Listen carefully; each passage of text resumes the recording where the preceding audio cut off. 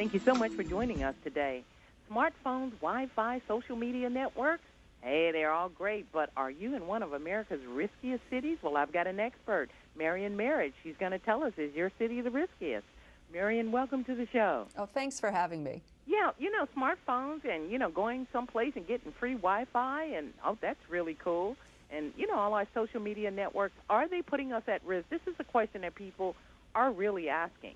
And I don't think we all recognize that cybercrime, this $300 billion industry, has really moved off of the dependency on laptops and desktops and has moved into our social networks and our smartphones.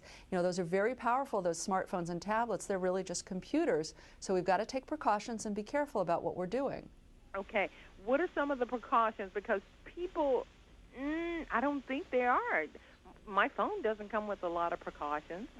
Well, the three things that I would remind people is, first, look at those wireless hotspots, and I love them. They're so convenient. But when you're out in public, do make sure that you're connecting to the authentic website or the authentic Wi-Fi network. Ask the name of it and then save those financial transactions like shopping and banking until you get back home on a network you know more about.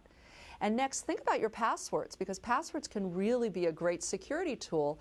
Make sure they're unique and complex, and you change them from account to account. One way to make this a lot easier is to use a password manager, and a great one, of course, is Norton's Identity Safe. And I think we've talked a little bit about, cybercrime is changing. It's moving from old platforms to new ones like social networks. You've got to stay on top of it by educating yourself. And of course, you can do that. You can join us on our Facebook page. You can look for Norton within Facebook. And then, of course, you can go to our website at norton.com. Okay, we're talking about individuals, I know, but as a company where I have a Facebook and a Twitter page that's very heavily traveled, how do I keep my users safe?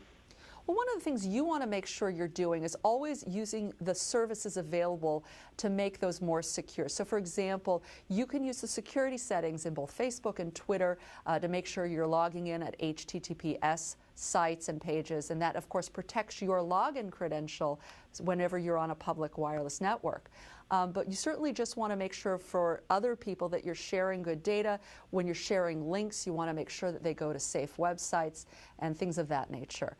The main best practice, of course, is to use security software on your computers as well as your smartphones and tablets, and those services are becoming increasingly available.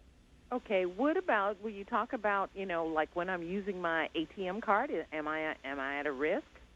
Or my debit card, rather? Well, when you're on, let's say you're at a cash machine, you want to make sure that it's a secured and a safe one, because it is easy for criminals, they're not just cyber criminals, regular criminals, to install what's known as skimmer machines. Somebody can stand behind you and gather information about your login, your password.